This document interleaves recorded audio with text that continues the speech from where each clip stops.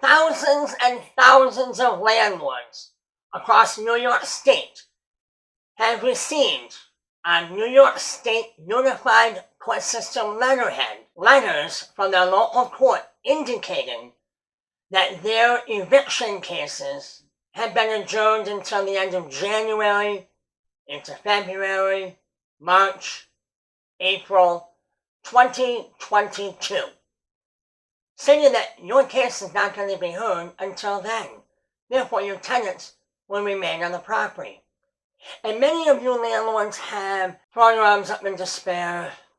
I guess I don't have a choice. I guess I have to deal with it.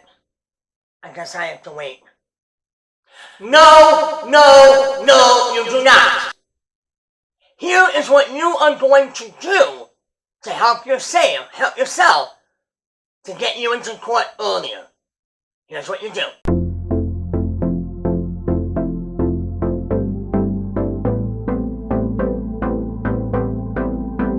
This is the Landlord Advocates, where we help landlords become better landlords. I'm your host, Matthew Lyman. Welcome. Landlords, you received this letter and you don't know what to do. Well, here's what you're going to do. You have to write a letter to the court indicating that you want the case to be heard much earlier. Sometime in October, November, you want it heard much earlier. Now, it is not just a simple letter that you have to give to the court. There are two other documents that we are telling you that you need to include.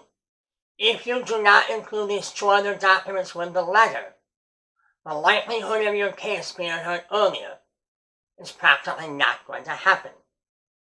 The second letter that will be included in that first, asking for the date to be moved earlier, is a sworn affidavit by you, the landlord, under penalties of perjury, that you do not believe that your tenant had the right to certify the declaration of hardship.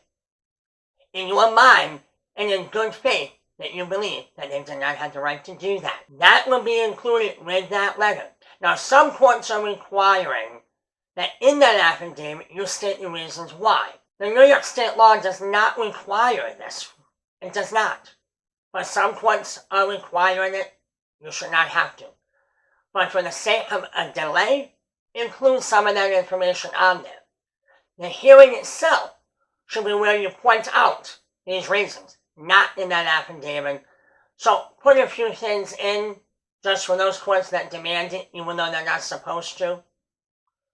The third letter that should go with the court is an affidavit of service from your process server indicating the date and time and location of the tenant who was served that second paper. So your tenant is going to get that declaration from you, that affidavit stating that you declare that they do not have a right to certify this because you firmly believe and in good faith that they have no right to do so. When you go to the courts, you're going to give them the request for a new court date, an earlier court date, the affidavit of service from your process server indicating the date and time that your tenant received that affidavit from you in good faith that you believe that your tenant does not have the right to certify that declaration of hardship. When those three letters are presented to the court, and do not mail them. As we know, mail service is quite delayed lately. It can get lost in the mail. We want you to take those three letters to the court, the originals, along with copies, and have the court timestamp your copies. Now, your court case should be heard within 4 to 5 weeks. The court will send you a letter to the tenant indicating that the court case has now been moved up and closer to today's date rather than January, February, March, or April of 2022. We advise that when you get a copy of that letter as well, that you have your process server serve that letter upon the tenant as well.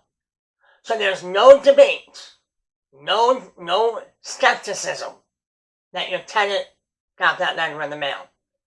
Because you're on it, you mail it to the address where they live, and we also went to the house and served that person. And if we do not get personal service, We posted it on the door, and we sent it certified mail and first-class mail. All of that information will be given to the court, so that there should be no question whether or not the tenant received the new notification of the date that they need to come to court.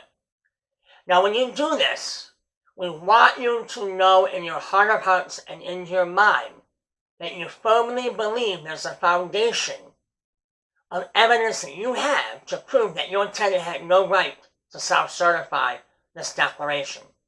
Meaning evidence of cars that they bought, vacations they've gone on, TVs that they bought, clothing that they may be wearing, fancy shoes, paychecks, anything related to their financial aspects. Now, we do have in a video that you'll be able to watch later on, indicating how you can challenge this declaration of hardship. We strongly advise that you watch that. Now, if you have an attorney in this case, which we really believe that you should, now more than ever, you should have an attorney representing you in this. If you do, your attorney will know these steps, and if they do not, feel free to mention it to them. We are all in this together. We cannot presume to know everything. That's why we are all allies, to help each other get that which we want so bad, our property back.